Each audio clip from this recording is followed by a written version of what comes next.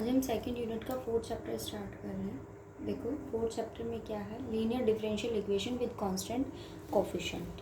Linear differential equation, आपके पास differential equation होगी, linear equation होगी, कैसी होगी, डिफरेंशियल इक्वेशन होगी, और उसके जो कोफिशिएंट्स हैं वो आपके पास कैसे होंगे, कांस्टेंट होंगे। जैसे देखो मैंने क्या लिया कि डिफरेंशियल इक्वेशन आपके पास किस फॉर्म का है, p naught nth derivative of y with respect to x, ठीक है। p1 n minus 1th derivative with respect to x, p2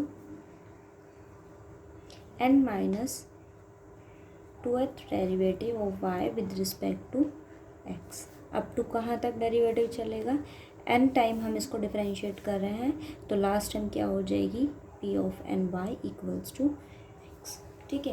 पहली बात, आपके पास में जो इक्वेशन है वो कैसे फॉर्म करेगी, डिफरेंशियल होनी चाहिए। तो आपको पता है डिफरेंशियल इक्वेशन कैसी होती है, आपके पास वो इक्वेशन जिसमें इंडिपेंडेंट वेरिएबल का derivative with respect to x contain करता है, तो वो इक्वेशन कैसी होती है, डिफरेंशियल इक्वेशन होती है। सेकंड कंडीशन, उसने आपको क्या कहा है कि इक्वेशन कैसी है, लीनियर। तो ये इक्वेशन मेरे पास कैसी है, लीनियर है।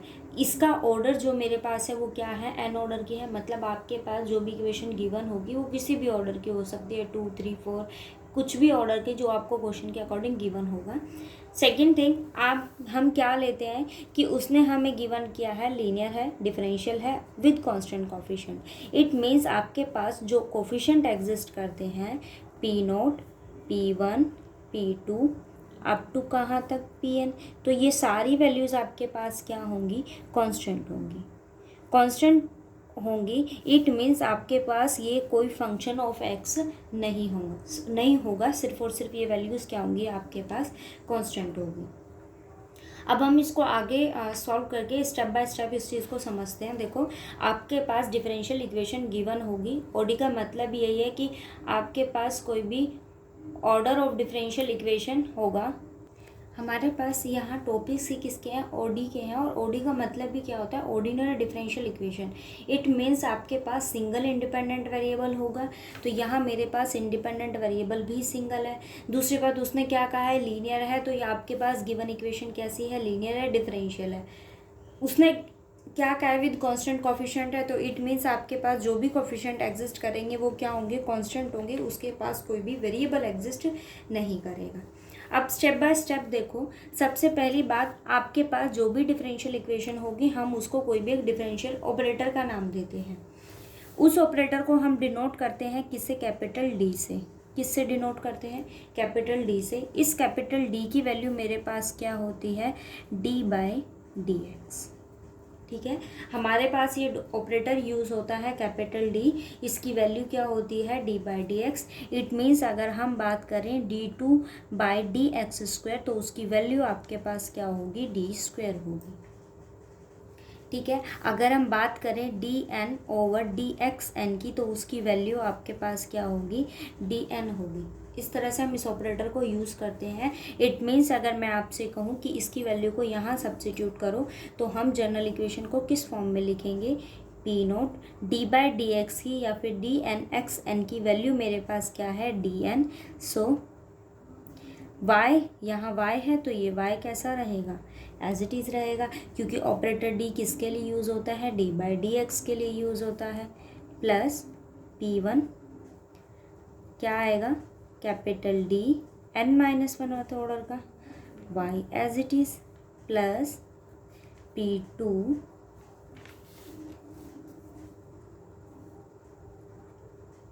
D n minus 2 y up to कहाँ तक होगा, pn y equals to x। मतलब आप इस ऑपरेटर को कैसे यूज़ करोगे, डी बाई डी एक्स मेरे पास किसके इक्वल होता है, डी के इक्वल। इट मीन्स आपके पास D Y by D X की वैल्यू क्या होगी, डी वाई, ठीक है। हम इस ऑपरेटर को ऐसे यूज़ करते हैं। अब बात सेकंड थिंग इसके अंदर क्या आती है, ये फर्स्ट स्टेप जो हमारा होता है, हम क्या यूज़ करते हैं, एक ऑपरेटर को, नया एक ऑपरेटर हम लेते हैं, और वो ऑपरेटर हमारे पास क्या होता है, D by D x. D by D x को हम किससे डिनोट करते हैं, कैपिटल डी से। अब हम क्या करते हैं कि आपके पास जो भी इक्वेशन गिवन होगी, आप गिवन इक्वेशन को उसके ऑपरेटर से क्या कर देते हो, रिप्लेस कर देते हो। सेकंड स्टेप की अगर हम बात करें तो हम क्या यूज़ करते हैं, एक इक्वेशन बनाते हैं और वो इक्वेशन मेरे पास क्या होती है, ऑक्सिलरी इक्वेशन होती है। कैसी इक्वेशन होती है, वो ऑक्सिलरी इक्वेशन होती है।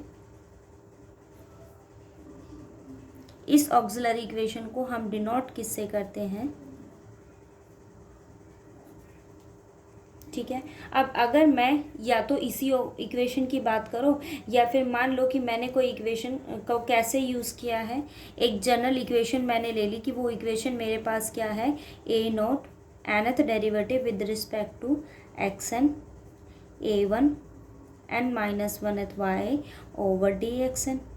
मतलब आपके पास कोई भी इक्वेशन गिवन होगी, ठीक है, तो हमारा फर्स्ट स्टेप हमें क्या कहता है, हम ऑपरेटर को रिप्लेस कर देते हैं। ऑपरेटर को हम कैसे रिप्लेस करते हैं, डी बाई डी एक्स को किससे रिप्लेस कर देते हैं, डी से।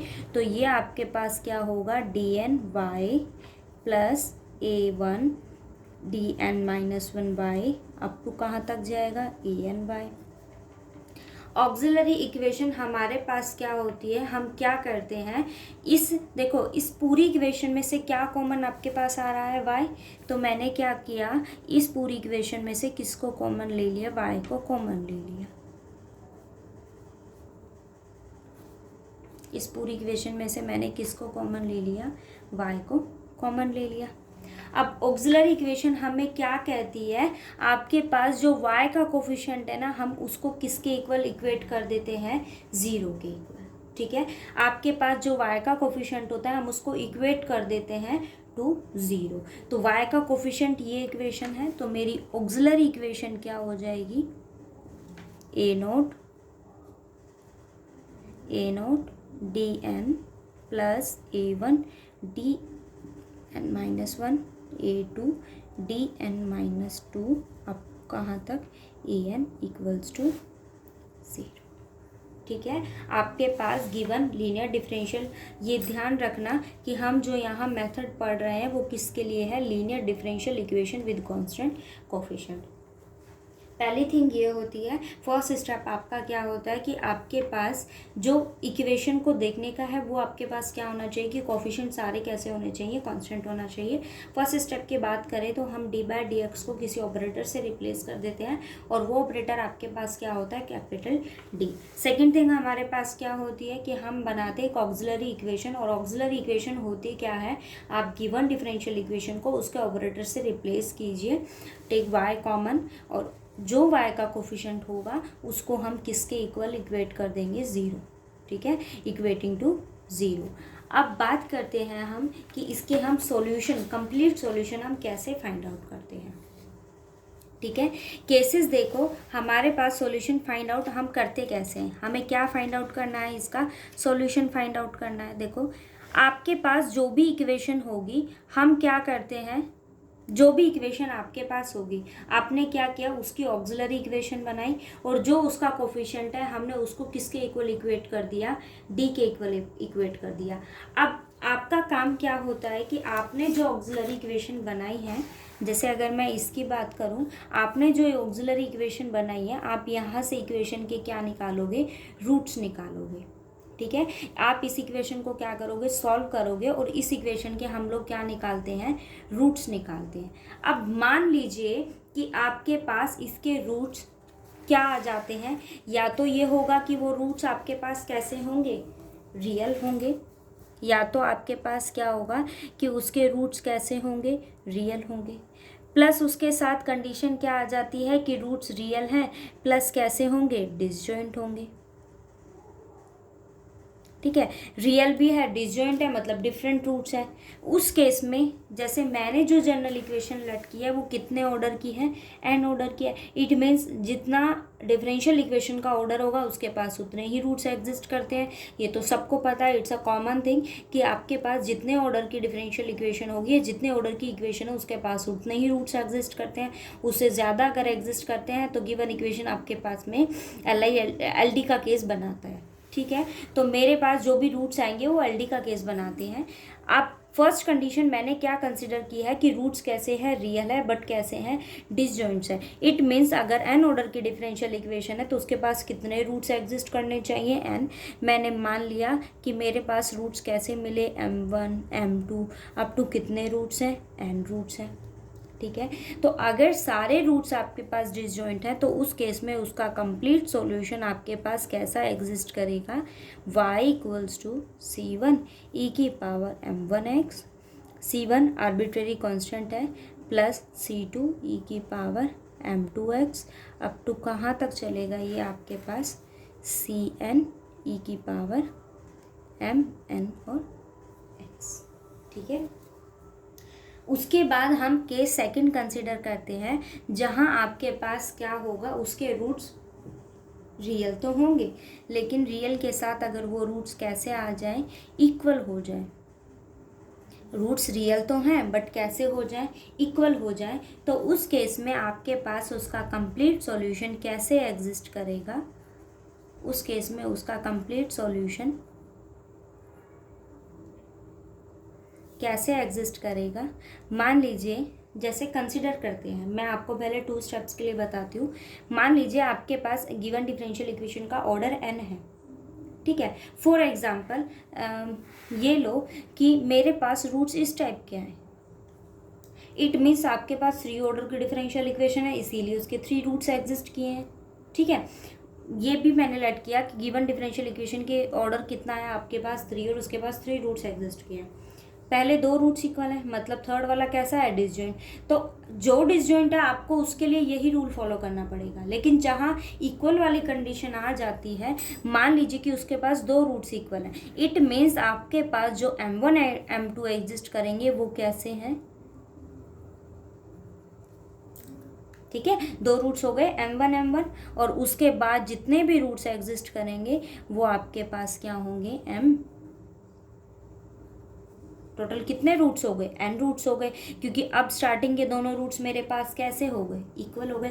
तो जहां आपके पास 2 रूट्स इक्वल आए, पहले 2 के लिए बता रही हूँ, जहां आपके पास n में से 2 रूट्स आपके इक्वल आए, उस केस में हमारे पास सॉल्यूशन कैसा मिलेगा, c1 plus x c2 e की पावर m1x, क्योंकि m1 कैसा है, इक्वल है। और बाकी इक्वेशन के लिए क्या आ जाएगा, c3 e की पावर m2x अप टू कहाँ तक, cn e की पावर mn-1x। ठीक है। अब बात करते हैं, मान लीजिए आपके पास उसके कितने रूट्स आ गए, 3 रूट्स आ गए इक्वल, m1 m1 m1। तो इस केस में सॉल्यूशन कैसा आ जाएगा, c1 plus x c2 plus x square c3। देखो कोफिशिएंट, या फिर अगर मैं बात करूँ ना कांस्टेंट की, तो कांस्टेंट आपको उतने ही लेने जितना आपके पास डिफरेंशियल इक्वेशन के ऑर्डर होंगे। मेरे पास n ऑर्डर था तो देखो मैंने कांस्टेंट भी कितने, कोफिशिएंट इसके कितने हैं, आर्बिट्रेरी जो हम कांस्टेंट ले रहे हैं वो भी कितने हैं, n है। लेकिन जहाँ रूट्स की इक्वालिटी की बात आ जाती है तो इस चीज़ को ज़रा समझना, अगर 2 है तो x की पावर उससे एक कम डिग्री चलता है। मतलब मान लीजिए कि अगर मेरे पास उसके n के n रूट्स कैसे हो जाते हैं, इक्वल हो जाते हैं, उस केस में सॉल्यूशन कैसा होगा, c1 x c2 x square c3 up to कहाँ तक, x की पावर n-1 cn और e की पावर m1x। ठीक है। मतलब आपके पास जितने टाइम्स रिपीटेड रूट्स होंगे उससे एक कम डिग्री आपके पास कौन चलेगा, x चलेगा, और बाकी उसकी सारे टर्म्स क्या हो जाएंगी, एज इट इज़ हो जाएंगी। ठीक है। c4 m2x अप टू, तो केस फर्स्ट जो है ना वो आपको तो यही कहता है कि रूट्स रियल होंगे, डिसजॉइंट होंगे। आपको ऐसे ही केस सॉल्यूशन फाइंड आउट करना है, ई की पावर में उस रूट को लिखकर उसका कोफिशिएंट एक्स बना देना है और नीचे आपके पास क्या आ जाएगी, उसकी कांस्टेंट टर्म। ऐसे सॉल्यूशन एग्जिस्ट करेगा। लेकिन जहाँ रिपीटेड की बात होगी तो जो रिपीटेड है ना उसी के कोफिशिएंट को आपको ऐसे पेयर बनाने हैं। जो रिपीटेड है, m1 अगर रिपीटेड रूट्स हैं आपके पास तो उसके कोफिशिएंट को ही आपको ऐसे पेयर में लिखना है, c1 x c2। 3 टाइम्स अगर रिपीटेड है तो C1 x C2 x square C3, n times repeated है तो C1 x C2 x square C3 up to कहाँ तक x की पावर n-1 Cn e की पावर m1 x। ठीक है, अब थर्ड केस की हम बात करते हैं तो थर्ड केस में आपके पास क्या हो जाएगा कि रूट्स कैसे आ जाएंगे, इमेजनरी रूट्स होंगे। कैसे रूट्स होंगे, इमेजनरी रूट्स होंगे। और इमेजनरी रूट्स की क्या कंडीशन होती है, अब इमेजनरी रूट्स का फॉर्म क्या होगा आपके पास, अल्फा। मान लीजिए मेरे पास रूट्स किस फॉर्म के आए हैं, alpha plus minus iota beta. Imaginary roots है तो इट मीन्स आपके पास उसका रियल पार्ट भी होगा, आपके पास उसका रियल पार्ट भी होगा और आपके पास उसका इमेजनरी पार्ट होगा। रियल पार्ट कौन सा होता है, जो आपके पास आयोटा का कोफिशिएंट होता है वो इमेजनरी पार्ट होता है, और जो दूसरा पार्ट होता है वो आपके पास उसका क्या होता है, रियल पार्ट होता है। इसके सॉल्यूशन हम कैसे एग्जिस्ट करवाते हैं, रियल पार्ट को हम लिखते हैं ई की पावर में, ई की पावर अल्फा एक्स। ठीक है, फिर क्या आएगा C1 cos beta x plus C2 sign beta x. एक टर्म में क्या आएगा cos और दूसरी टर्म में आपके पास क्या आ जाएगा साइन। ठीक है, हमें उसके सॉल्यूशन को ऐसे फाइंड आउट करना है। दूसरी कंडीशन ये कि मान लीजिए आपके पास उसके रूट्स कैसे, देखो जो कॉम्प्लेक्स इमेजनरी जो रूट्स होते हैं वो आपके पास कॉन्जुगेट पेयर में एग्जिस्ट करते हैं। ठीक है, वो हमेशा कैसे एग्जिस्ट करते हैं, कॉन्जुगेट पेयर में एग्जिस्ट करते हैं। अब इसके फोर्थ केस की अगर हम केस को कंसीडर करते हैं तो मान लीजिए आपके पास वो रूट्स कैसे होंगे, रिपीटेड। अगर वो रूट्स रिपीटेड हैं तो इट मीन्स अगर एक रूट आपके पास अल्फा प्लस आयोटा बीटा होगा तो दूसरा रूट भी कैसा होगा, अल्फा प्लस आयोटा बीटा में। क्योंकि मैंने क्या कहा, जो इमेजनरी रूट्स होते हैं वो कैसे होते हैं, कॉन्जुगेट पेयर में होते हैं। इट मीन्स अगर एक रूट आपके पास अल्फा प्लस आयोटा बीटा है तो दूसरा जो रूट्स होगा वो आपके पास क्या होगा, अल्फा माइनस आयोटा बीटा होगा।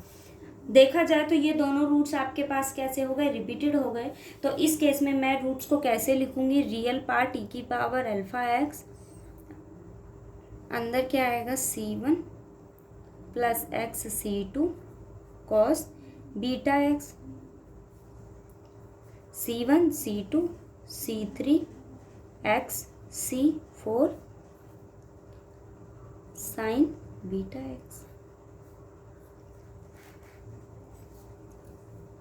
ठीक है, अगर आपके पास उसके दो रूट्स रिपीटेड हो गए तो देखो दो रूट्स रिपीटेड है ना, तो x की पावर कितनी चलेगी, n-1, e की power alpha x C1 x C2 cos beta x plus C3 x C4 sign beta x. ठीक है, अगर इसके 3 पेयर्स आपके पास एग्जिस्ट करेंगे तो e की power alpha x C1 x C2 plus x square C3 और C3 के बाद के जो आगे होंगे C4 plus x C5 plus x square C6 sign beta x. तो इसके रूट्स की जो केसेस हैं वो आपके पास ऐसे एग्जिस्ट करेंगे। अगर रियल है, डिसजॉइंट है, तो उस केस में हमारे पास सॉल्यूशन इस फॉर्म में होगा। अगर आपके पास रियल या इक्वल होंगे तो कैसे फॉर्म करेंगे, C1 x C2 e की पावर m1। जो रूट्स जितने टाइम्स रिपीट होगा उससे एक कम टाइम हमारे पास क्या होगी, x की पावर होगी।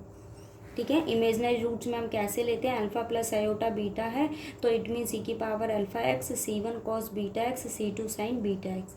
अगर इसमें भी आपके पास रिपीटेड पेयर बनते हैं तो इट मीन्स मेरे पास क्या होगा, C1 x C2 cos beta x plus C3 x C4 sign beta x. आपको हर केस के लिए आपको जो भी डिफरेंशियल इक्वेशन गिवन होगी उसके लिए पहले ऑपरेटर को चेंज करना होगा, फिर उसकी ऑक्सिलरी इक्वेशन आपको बनानी होगी। ऑक्सिलरी इक्वेशन में हम y के कोफिशिएंट को इक्वेट कर देते हैं टू 0 पर। उसके सॉल्यूशन के टाइप्स ये हैं, रियल है, डिसजॉइंट है, रियल है, इक्वल है, या फिर रूट्स इमेजनरी रूट्स हैं। और इमेजनरी रूट्स के लिए भी क्या केस हम मानकर, फोर्थ जो केस आता है वो क्या आता है कि उसके अंदर भी रूट्स कैसे हो सकते हैं, इक्वल हो सकते हैं। ठीक है,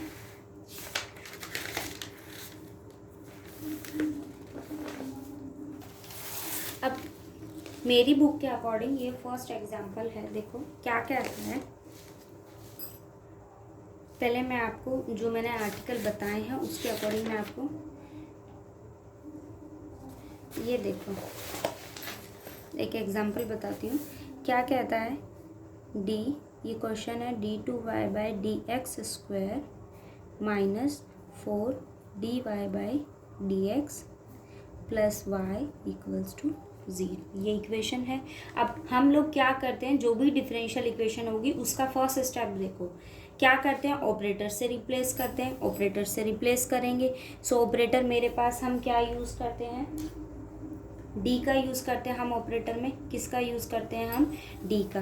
तो मैंने क्या लिया, डी 2 डिग्री है सो d2y माइनस 4, ये क्या होगा dy plus y equals to 0।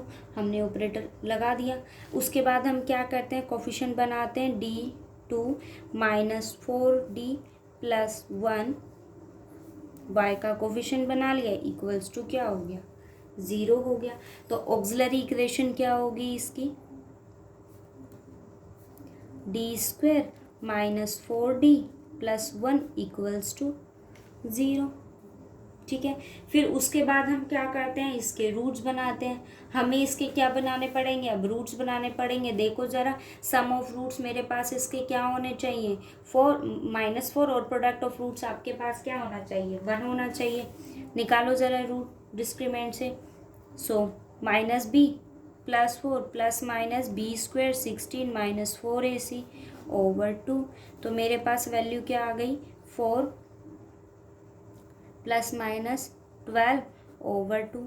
यहाँ से क्या चीज़ कॉमन आ जाएगी, 2 कॉमन आएगा, 2 दोनों साइड से कैंसिल आउट हो जाएगा। तो आपके पास क्या आ गया, 2 प्लस माइनस √3। ये रूट्स आ गए। अब देखो, एक रूट आपके पास क्या है, 2 प्लस √3, और जो दूसरा रूट है वो मेरे पास क्या है, 2 माइनस √3। दोनों रूट्स कैसे हैं, अनइक्वल है। सो उस केस में हमारे पास जो सॉल्यूशन है वो कैसा एग्जिस्ट करेगा, y equals to c1 e की power m1x। So 2 plus √3x plus c2 e की power 2 minus √3x।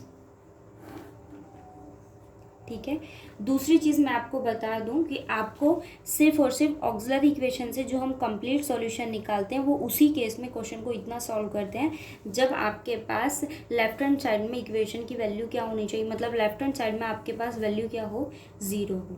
Non zero value के लिए हम उसके केस को सेकंड एक्सरसाइज में आपकी इसमें पढ़ेंगे कि उसके लिए क्या केस होते हैं जब ये वैल्यू आपके पास क्या होती है, नॉन ज़ीरो होती है। ठीक है, अभी मेरे हिसाब से आपको समझ आया होगा कि अगर डिफरेंशियल इक्वेशन गिवन होगी तो फर्स्ट स्टेप हमारा क्या होता है, उसके ऑपरेटर को रिप्लेस करते हैं बाय कैपिटल डी।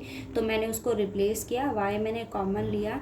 जो आपके पास ऑक्सिलरी इक्वेशन होती है वो क्या होती है, वाई के कोफिशिएंट को हम इक्वेट करते हैं टू 0।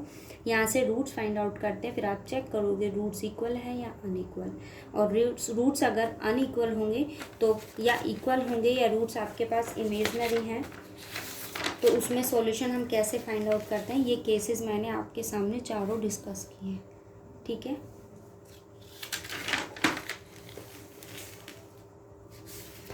अब बात करते हैं ज़रा हम एग्जाम्पल नंबर फर्स्ट की।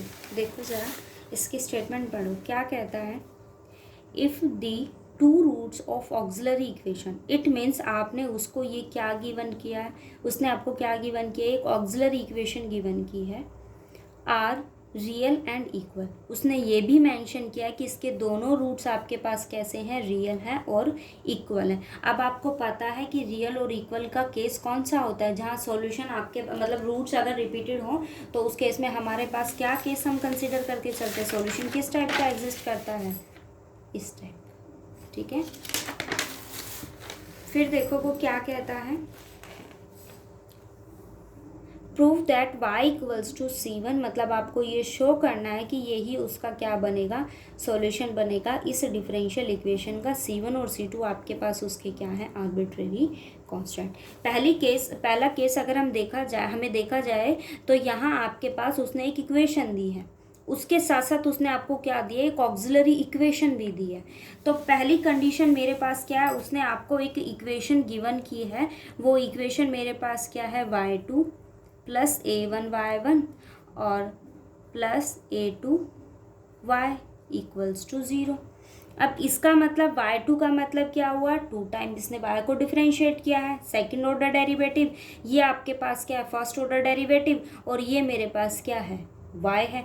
तो इसमें हम करते क्या है, उसके ऑपरेटर से उसको रिप्लेस करते हैं। तो हम इसको रिप्लेस करेंगे, इक्वेशन क्या बनेगी, d square y plus a1 dy plus a2 y equals to 0।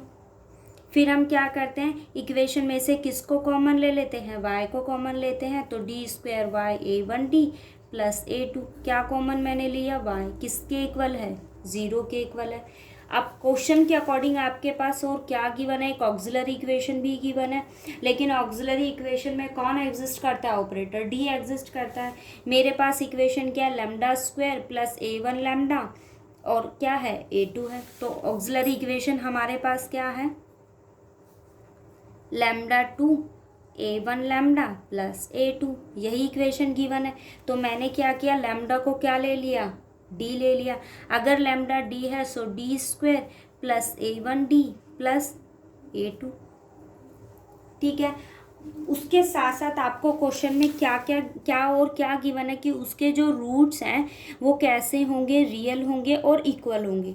अगर आपके पास गिवन इक्वेशन के रूट्स अगर इक्वल है, रियल है, तो इसका मतलब आपके पास जो इक्वेशन है, ऑक्सिलरी जो इक्वेशन है, उसको मैं कैसे फॉर्म कर सकती हूँ। देखो ये इक्वेशन है और उसने आपको दिया क्या है कि उसके पास जो रूट एग्जिस्ट करता है, मैंने क्या ले लिया कि वो रूट क्या है, उसका लैम्डा है। लैम्डा मैंने उसका रूट लेट किया है, इट मीन्स आपके पास जो दूसरा रूट होगा, क्योंकि इक्वेशन का ऑर्डर कितना है, 2, इट मीन्स उसके पास कितने रूट एग्जिस्ट करेंगे, 2 रूट्स एग्जिस्ट करेंगे। एक रूट अगर लैम्डा लिया है, दोनों रूट्स कैसे हैं, इक्वल है, स्टेटमेंट में गिवन है।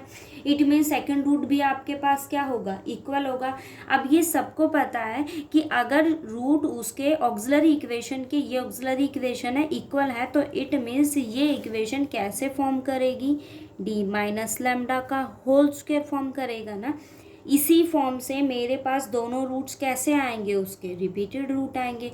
तो मैंने क्या किया, जो गिवन इक्वेशन थी उसको किस फॉर्म में लिख दिया, इस फॉर्म में, ठीक है। अब अगर वो ये फॉर्म करता है, किसकी वैल्यू है, ये है, तो मैंने इसकी इक्वेशन को कहाँ सब्सिट्यूट कर दिया, यहाँ पर।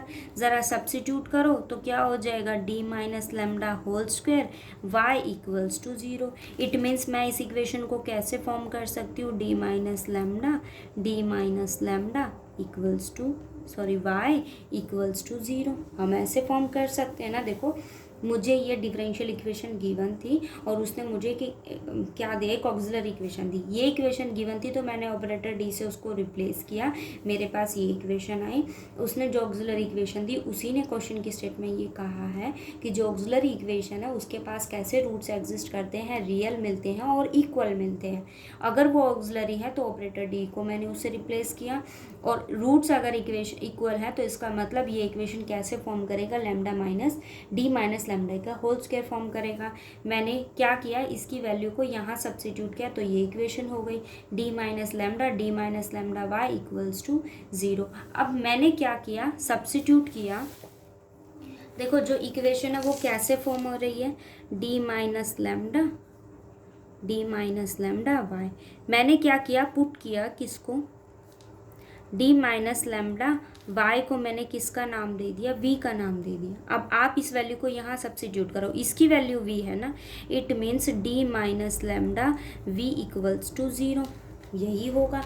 अगर इसकी वैल्यू 0 है तो आप दोनों साइड v ऑपरेट करो, तो d v minus lambda v equals to 0। इसका मतलब मैं इस इक्वेशन को कैसे लिख सकती हूँ, d का मतलब क्या होता है, d बाय डी एक्स, और उसके साथ कौन है, v। So d v by D x किसके इक्वल होगा, लैम्डा v के इक्वल होगा। हम इसको ऐसे लिख सकते हैं।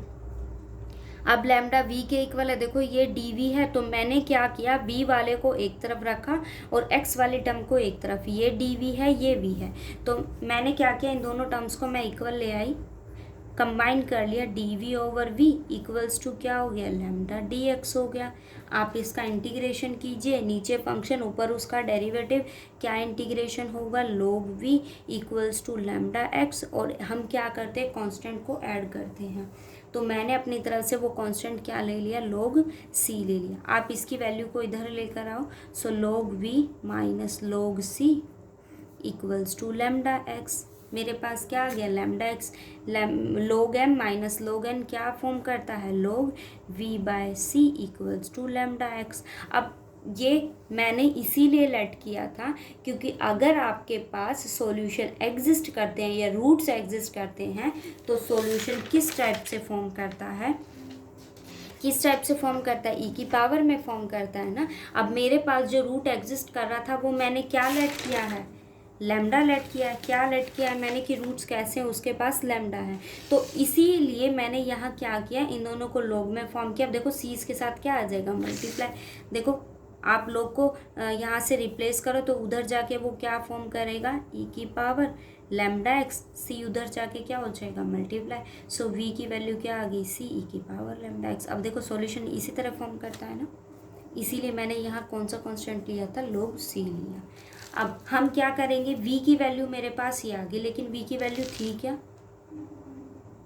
मैंने इसी को v लेट किया ना। अब आप v की वैल्यू को डालो यहाँ पर, क्या होगा, d माइनस लैम्डा y किसके इक्वल है, c e की पावर लैम्डा x। अब y को अंदर ऑपरेट करो, dy minus lambda y equals to c e की पावर लैम्डा x। ठीक है, इसकी वैल्यू डालो, इसकी वैल्यू क्या होगी, dy by D X minus lambda Y equals to C E की पावर लैम्डा एक्स।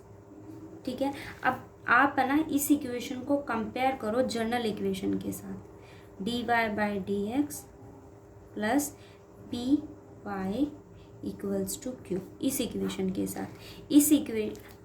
देखो जो ये आपके पास वन ऑर्डर की डिफरेंशियल इक्वेशन होती है, d Y by D x plus p, ये आपके पास क्या होता है, डिपेंडेंट वेरिएबल, ये होता है क्यू, जो क्या होता है आपके पास सिर्फ और सिर्फ फंक्शन ऑफ एक्स होता है। इस केस में जो सॉल्यूशन एग्जिस्ट करते हैं वो किस टाइप का होता है, हम सबसे पहले इसमें इंटीग्रेटिंग फैक्टर निकालते हैं, और जो इंटीग्रेटिंग फैक्टर होता है वो आपके पास वाई का कोफिशिएंट होता है, और हम इसका इंटीग्रेशन करते हैं विद रिस्पेक्ट टू एक्स। और इसमें जो सॉल्यूशन एग्जिस्ट करता है वो कैसे एग्जिस्ट करता है, y into integrating factor equals to integrating factor, और उसके साथ क्या आ जाता है, क्यू प्लस सी। ये है जनरल रिजल्ट कि अगर डिफरेंशियल इक्वेशन ये फॉर्म करता है तो ये उसका इंटीग्रेटिंग फैक्टर होता है। सॉल्यूशन हम ऐसे फाइंड आउट करते हैं। अब दोनों को कंपेयर करो तो p की वैल्यू क्या है, माइनस लैम्डा। इस केस में इंटीग्रेटिंग फैक्टर क्या होगा, e की पावर माइनस लैम्डा dx होगा। इट मीन्स आपके पास e की पावर माइनस लैम्डा x उसका इंटीग्रेटिंग फैक्टर होगा। सॉल्यूशन कैसे फाइंड आउट करते हैं, y को मल्टीप्लाई करते हैं किससे, इंटीग्रेटिंग फैक्टर से, e की पावर माइनस लैम्डा x किसके इक्वल आ जाता है, इंटीग्रेटिंग फैक्टर लेंगे हम और उसको किससे मल्टीप्लाई कर देंगे, q से। ये वैल्यू q की है तो मल्टीप्लाई करेंगे e की पावर लैम्डा x और e की पावर माइनस लैम्डा x dx, और क्या आ जाता है, कोई भी, मैं पहले से यहाँ c लेकर चली तो दूसरा कांस्टेंट मैंने क्या ले लिया, c डैश या फिर c1 ले लिया। ठीक है, अब आप इसको सॉल्व कीजिए, e की पावर minus lambda x equals to integration, c को मैंने बाहर रखा, ठीक है, सी को मैंने बाहर रखा, ई की पावर लैम्डा एक्स, ई की पावर माइनस लैम्डा एक्स क्या बना देगा, आइडेंटिटी बना देगा। ये अगर आइडेंटिटी बना देगा तो इट मीन्स ये आपके पास क्या आ गया, सिर्फ डी एक्स प्लस सी वन, तो इसकी वैल्यू इंटीग्रेशन करेंगे, सो सी एक्स प्लस सी वन। ठीक है, अब ई की पावर इधर नेगेटिव है, इसको उधर ले जाओ तो वैल्यू क्या आ गई, सी वन सी एक्स प्लस सी वन ई की पावर लैम्डा। ये उसका क्या हो गया सॉल्यूशन, और मुझे ये क्या करना था। ठीक है, तो आप एक चीज़ अपने माइंड में सेटअप करना, एक चीज़ तो नहीं बट आप ये सेटअप करना कि आपके पास जो भी इक्वेशन होगी आप सबसे पहले क्या करोगे, इसके ऑपरेटर से उसको रिप्लेस करोगे। उसका ऑक्सिलरी इक्वेशन बनाओगे और ऑक्सिलरी इक्वेशन बनाने के बाद हम उसको क्या करते हैं, उसके सॉल्यूशन फाइंड आउट करते हैं। और जो सॉल्यूशन के केसेस होंगे वो मेरे पास किसके ऊपर डिपेंड करेंगे, रूट्स रियल हैं, इक्वल हैं, अनइक्वल हैं, इमेजनरी रूट्स हैं या कैसे रूट्स हैं। ठीक है, आप मेरी बुक के अकॉर्डिंग एक second example same as first example है, तो आप एक बार उसको ट्राई करना।